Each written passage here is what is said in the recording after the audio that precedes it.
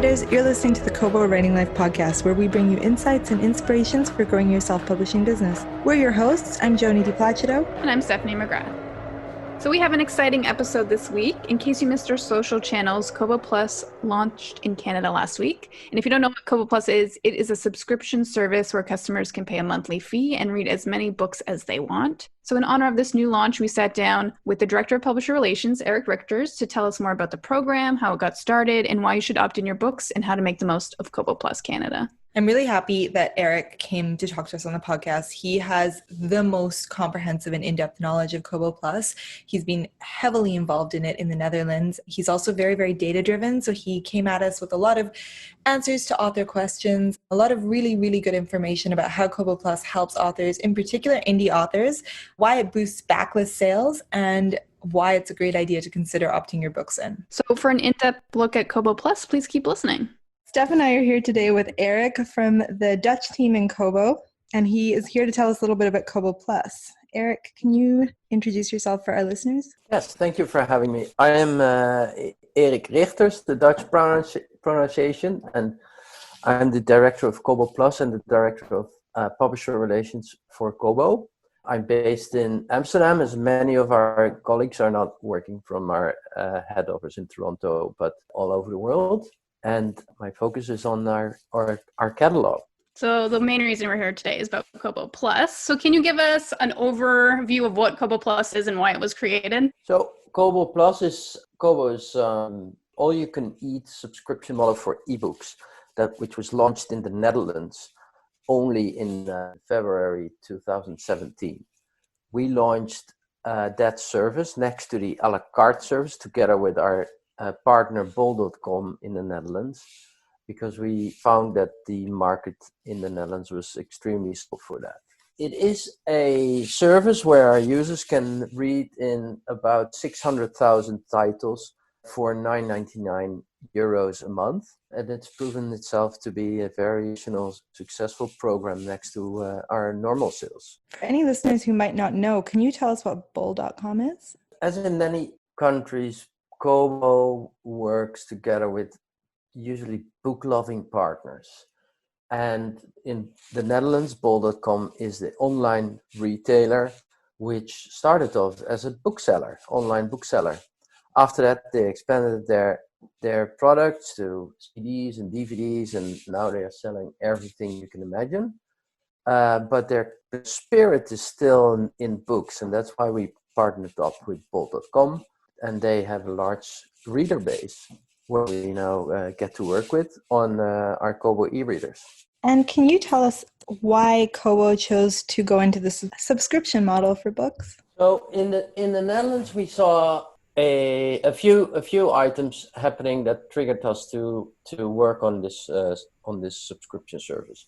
Many things were already gravitating towards subscriptions. Obviously, Spotify was there and Netflix came up at the moment. So that was for digital consumption, but many other things also got consumed by subscriptions. Razor blades, we see consumed by subscriptions. Pet food is done by subscriptions. And for the Netherlands, extremely big, bikes. Nobody owns a bike in Amsterdam anymore. There's this brand Swapfiets. Which basically means swap bike, and you don't own the bike, you just have a subscription on a bike. If the tire is flat, you just give them a call and they come and bring in a new bike. I did not know that. Is that what you have? You ride your bike a lot.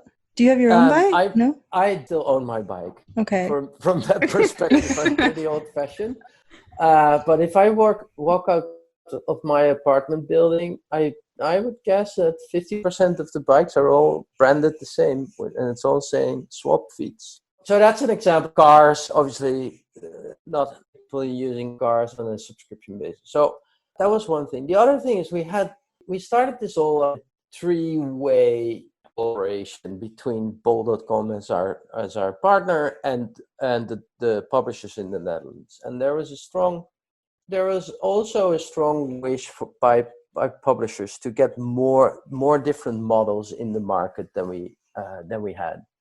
That was partly done because we had a very successful public library in the Netherlands. And in a way, for publishers, it is very interesting to have a good alternative next to that library, especially in Europe, where libraries are quite aggressive when it comes to their revenue payments to publishers, which is quite different from other territories, mainly in the English language territory. So all those things made that we found that we did research and that we found there was a true demand.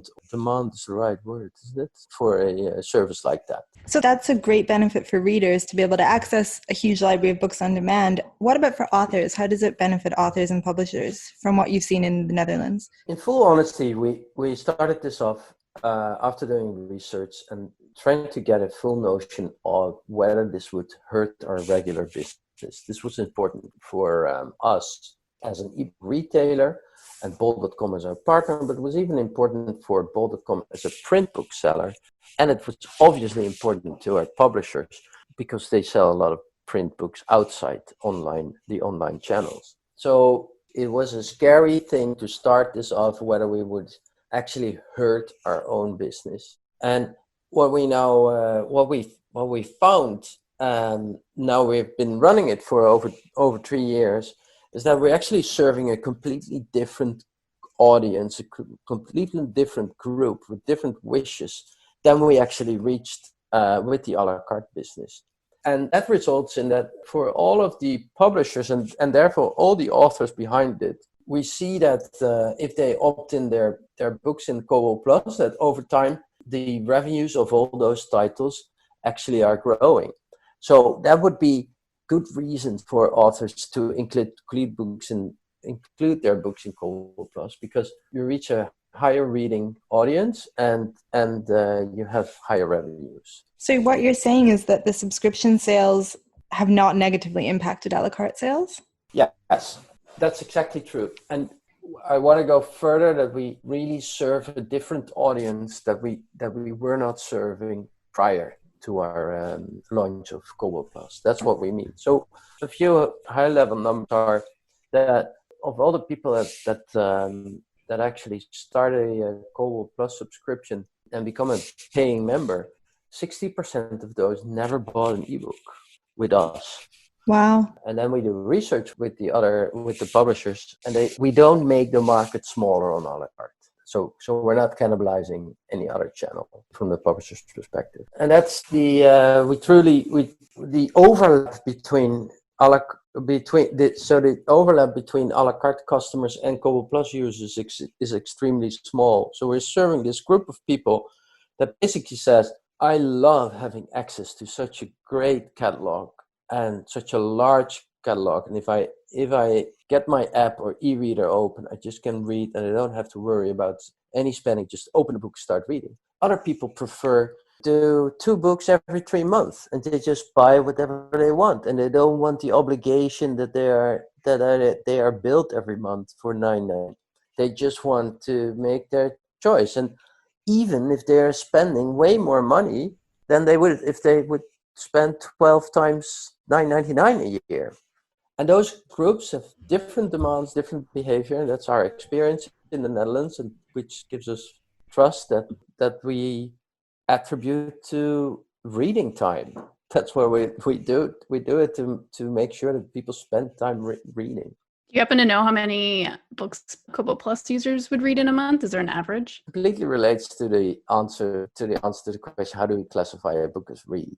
The payment for a book in a subscription is different than a payment a la carte. Can you explain how this payment works? So when the a la carte payment is very much related to, it's 100% related to the price that's set by the author or publisher. And in our all-you-can-eat subscription payment system, we actually pay according to a revenue share model. It means that every month we calculate what the value is of what a minute reading or listening.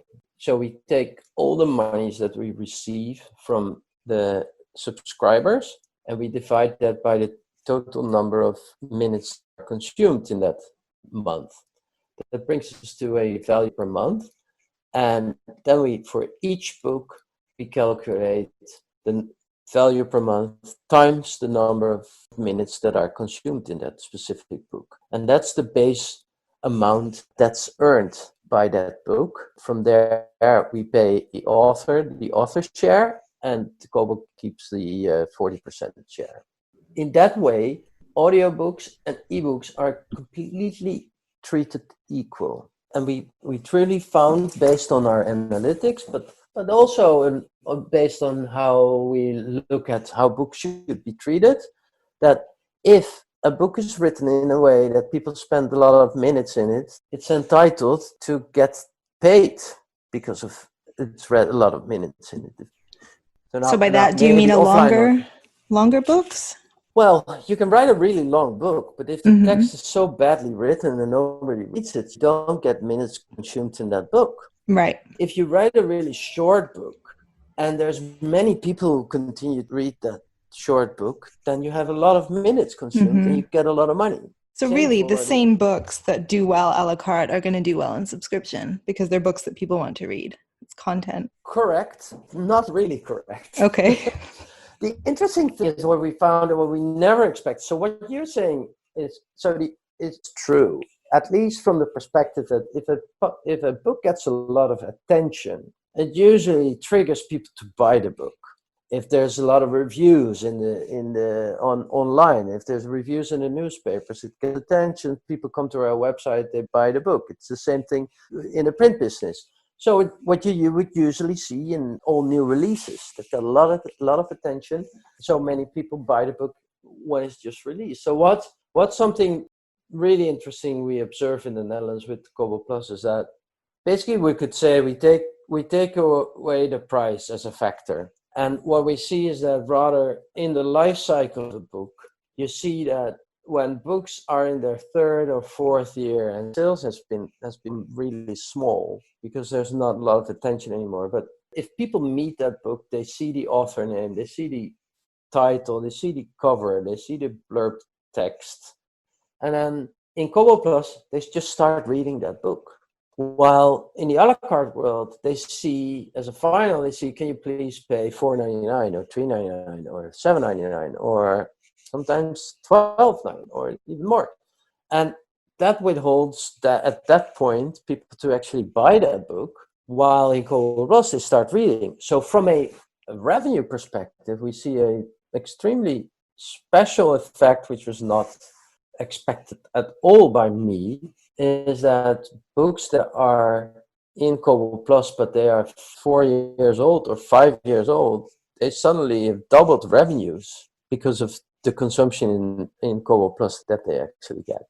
That shows how books are treated equally in Kobo Plus. That's very interesting. And it makes me wonder, do you think that this benefits smaller publishers or indie publishers, because who might not have the budget to do the huge amounts of marketing that the big five can do? Absolutely. It's true. The long tail in Kobo Plus is extremely longer than in the a la carte business. So I once used the example of there's a physical bookstore in a little village. Every Saturday, 20 people come buy a book. And every Saturday, 20 people pick their book. But on one Saturday, they all pick the same book. Then all that spending of those 20 people goes to one book, which happens a lot when a new release comes out of a really bestseller. And then this specific case, all other books in that bookstore do not get any money. Well, in Kobo Plus, we see the opposite somehow, because it's way more spread. Because those 20 users always pick the books based on what is part of that big catalog that they can actually use. Do you do any merchandising within Kobo Plus? Yes, we do. The best merchandising is the main reason we use full revenue share, and that's using the Kobo algorithm to present the best books to the readers based on our recommendations engine. We've never intended to manipulate what we present to our users. We trust the team within the company that's responsible for that to make sure that people get presented the best book and not the book that brings us the most money. So that's the best merchandising. Although not being a native English speaker, I'm not sure if that's even called merchandising. But there's nothing that the author or you do to push certain books. It's algorithms based on what people have enjoyed. Is that what you mean? Majority, all algorithm. And Okay. we do have a page. Yeah, that makes sense. We do have several pages where we present a cut through of what the catalog is. We have a tendency to show off large best-selling a la carte authors there, but in the meantime, we pick our choices there just to show what's in that catalog. But the main thing is that personal recommendations, which is most appreciated by most of our readers. So our English language authors, do you think it's worth them putting their English books into the program? What's the kind of language that readers are reading? So it's probably not surprising to anyone that within non-English territories that Netherlands, Denmark, Sweden, Norway, Iceland probably, those are the countries that have the highest English book consumption to read in the original English language instead of in the translation. So that's what we know from the a la carte business. And being in the middle with the Dutch book industry, to be honest, it's a known fact that Dutch publishers do not like it when English editions are cheaper and sooner in the Dutch bookstores than do the Dutch edition. So a lot of consumption in the Netherlands is in English. That's what we know from the a la carte business. But the catalog of Kobo Plus does not have a full attractiveness to our English readers. And that's what we clearly see. While we do have 600,000 titles, and I believe 400,000 of those are English language, somehow they do not find their way to that Kobo Plus audience because it has to compete with 3.8 million English language titles that are available on a la carte. So our coverage in that English language is way smaller than our coverage in the Dutch language. I haven't mentioned, but at the moment, 68% of the Dutch ebooks are actually available in Kobo Plus. And for English, that percentage is somewhere around 15%. So I would immediately encourage any English language authors to basically take the opportunity to have more readers which is probably the sixth or seventh biggest English language reading country in the world after the original, the Netherlands? English original. Well, it wouldn't surprise me. We're a small group of people. It's only 18 million, but I'm sure we read more English than the French, who are with how much? I think you're 17 probably million, right. and we read more English than the Spanish community around the world. I guess I'm saying if you're an English language writer, author, and you focus on the English language countries, then Netherlands is probably your next best place to go. And in this place, we have this additional model that can generate readers and attribute to your revenues. Something I would like to ask about is, so you talked about payment, but with Kobo Plus, there's no need to add a price to your book, right? Because it all gets taken out of the total revenue. Is there any time a book should not be included in Kobo Plus? It's hard. The data does not give us an answer.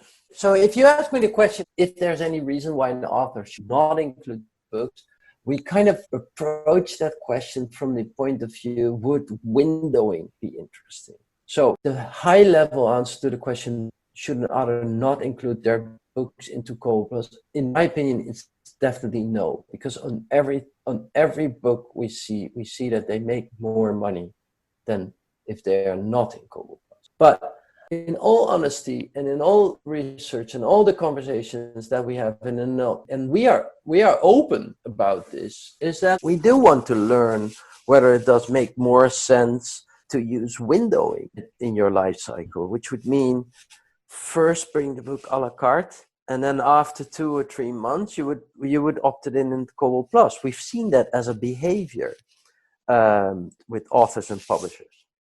We have not found in our data that one or the other better or not for best-selling titles, because that's where it usually counts. The data show us that timing is extremely important. So if you miss a certain point in the life cycle, which has to do with the attention of the book, you definitely can earn way less in Kobo Plus than you would have if it would have been in there exactly at a sweet spot during the a la carte life cycle. And that sweet spot can also, for many titles, that's just day one. But I kind of feel that I'm talking on gas at the moment, because the data just has not called it at the moment. There's all of the books that are not in Kobo Plus, I'm convinced, would have made more money and a higher reader base if they would have been in Kobo Plus. If I would be in a pub and drinking beer with an author, I would also add to this. It's all about the value that you give to a one book. That's the main pain point in this whole payment model. Many authors and publishers are focused on the fact that a book should have a certain value and an end user should be obliged to pay a certain value in order to be allowed to read it. Kobo Plus, in a way, lets go of that idea. It means that 1,000 readers can give you the same amount of money as 700 a la carte buyers who probably don't read it or potentially not read it. I think that this is quite similar to when we were talking about a lot of authors making their book free. A lot of people don't want to do that because of what you're saying, devaluing a book. But we've seen that it works really well, and people will get the one book for free and then they'll maybe buy 7 more books in that series. And I think with Kobo Plus, I've spent a lot of time looking at those numbers as well. And like you said before, as far as I've seen, it has only added to sales. So yes, I understand why people are worried about the value, but it doesn't seem to be going that way, at least in the Netherlands and Belgium. I fully agree. It's exactly what we observe in our Kobo Plus subscription in the Netherlands and Belgium. I cannot point to the title where it actually hurts the sales of the book. If somebody manages to create a cover for a book, which is really, really strong, and it has a really, really strong blurb text, but the book itself is completely rubbish, that's where you win in the a la carte business. Because if you manage to use your blurb text and your cover and your author name or your author picture, or to tempt the people to buy that book while the book itself is just extremely unattractive and people stop reading after 30 pages, you get punished in the Kobo Plus model. But you've already won in the a la carte business. That's a hard truth in this new world. But no one's going to pick up a book by you again, so. No, you're totally right. Doesn't hurt. It doesn't hurt. So something that I really like about Kobo is that we really make an effort to reach readers wherever they want to read. So we sell all over the world and we try to give them options with audio and a la carte and now subscriptions. Something that people worry about when opting into Kobo Plus is whether this means that they're opting into something exclusive. Can you tell us a little bit more about what our stance on that is? That's not the case at all. We don't demand exclusivity to join us in this program. There's really no other question that we ask from you, and that's to join us in the program with the payments that we offer you, where we are really convinced that we are treating all books as the most equal way that we can think of, and where we actually are pretty proud of, to be sure. To be honest, I'm sure and honest. Mm-hmm. So no exclusivity, it will never happen. Something else that we wanted to ask was if you have any interesting behind the scenes reading data that you can tell us. Anything about how people read, what they read. Maybe like a book that you had major success that was kind of random, you didn't think would happen? I think the real discovery in this, regarding this question, I already answered with finding that the improvement in finding a reader base and titles that were considered old and neglected. The real answer to this question is what I said before. We found that books that are 5 years old, been neglected in the a la carte business, find a completely new reader base. Because of people spending reading time in those books, they actually make a lot of money now, which was basically zero before. So that's the real behind the scenes of what we learned the past 3 years. Not that fun though, but really beautiful. I like this because I feel like I knew a lot about Kobo Plus, but something I didn't know that you've described is that it's very democratic. It rewards books that people like to read because you can't, like, the marketing doesn't help, and even the cover probably does help, but it's not about the marketing and the team pushing the book. It's about, is the book good? And if it is, people will read it and they'll finish it. Absolutely. And that's also a part that many authors and publishers I work with, we spoke a lot about it. It's often a huge question, is are long books better or are short books better? And the answer is none of the above, because if you write a book where people spend a lot of minutes reading, then you get rewarded for that in this model. So any book of which is only an hour reading, but thousands of people spend that hour reading a book, you get paid according to the thousands of people spending an hour in your book. And if you write a book that's 20 hours reading and you only have 200 people reading a book, then you get paid the same amount of minutes. I like it. Democratic. That's the right word. I guess if anyone was worried that authors could like stuff a book full of like blank pages, we would take that into account because readers aren't going to be going through that. So it's exactly that. If they're trying to game the system. Also not gameable, right? Yeah. I think we are extremely solid compared to any other model regarding the gaming, which is a huge fear of Amazon users. But there's a huge but. So obviously there's this thing where Dutch editors make fun. They take their iPhone, they come in the office, they take one of their own audiobooks, hit play, put it in a cupboard, and just let it go.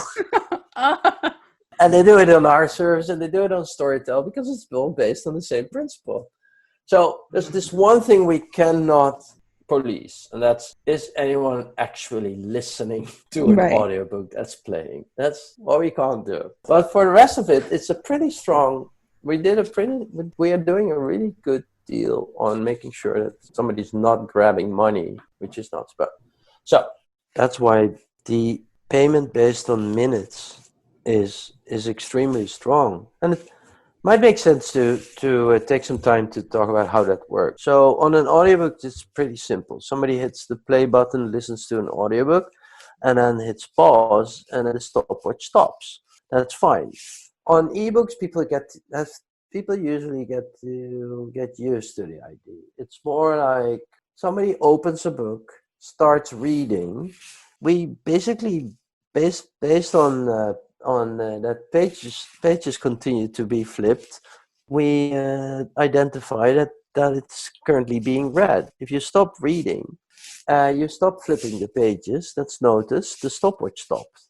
But in most of the cases, people close their e-reader anyway, and then the book is closed and then the stopwatch stops. So that's, in short, as simple as it is. And it doesn't matter if you get to the end of a book or not, does it? No. So what percent read does an author get paid at? That doesn't happen anymore. Oh, okay. So percentage read in the book has no influence. It's really the minutes consumed by all the users. Great.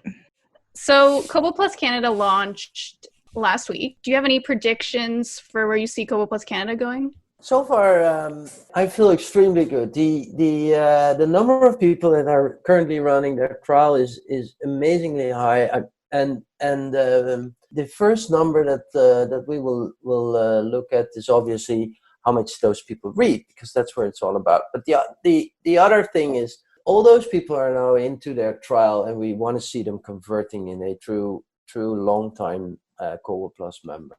And our experience in the Netherlands was that the conversion rate from trial users to paying users was extremely well, and I'm very keen to see that's available in Kobo Plus at the moment. And I feel that there's lots to read for anyone out there. Excellent. We have our final question, which is, what have you been loving lately? That's fun, more fun than you can ever imagine. So somebody gave me a road racing bike.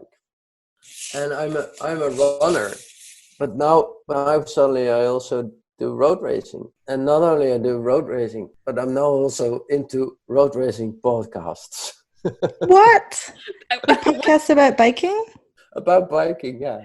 Is a And, road race like where you're clipped into the bicycle? yes, exactly. That's Okay. it. Yeah. I did I that don't at like spin those. class. I'm scared of falling off with my And feet stuck. it's all about having the lightest bike you can imagine, and really, really small tires or thin tires. I'm not sure what Do you have the full outfit? The full spandex outfit? Well, kind of medium. Almost there. Almost there, yeah. But I do have nice helmets, all that stuff. So that's what suddenly came up in my mind. What's a good podcast about bike racing? Is it in Dutch though? Well, this one is in you never know Dutch, who's... to be fully honest, and it's by Laurens ten Dam, and it's called Live Slow, Ride Fast. That is a good motto for our times right now. Exactly. That's just fun. Yeah, that's my thing at the moment. Excellent. Thank you very much for doing this. And thank you, because I know it's late there. So thank you for staying or Staying up, staying talking to working, us. staying Fine. late. We really appreciate it. That's fine. Thank you for having me. Thank you for listening to the Kobo Riding Life podcast. If you want to opt in your books to Kobo Plus Canada, you can do so on the rights and distribution page of the publishing process. And if you had opted in your books to Kobo Plus before that for the program in the Netherlands and Belgium, your books are already opted in and you don't need to do anything else. If you're interested in learning how to grow yourselves, visit koboridinglife.com. This episode was produced by Joni DiPlacido and Stephanie McGrath. Editing was by Kelly Robotham. Music was provided by Tearjerker. And big thanks to Erik for being a guest on the podcast today.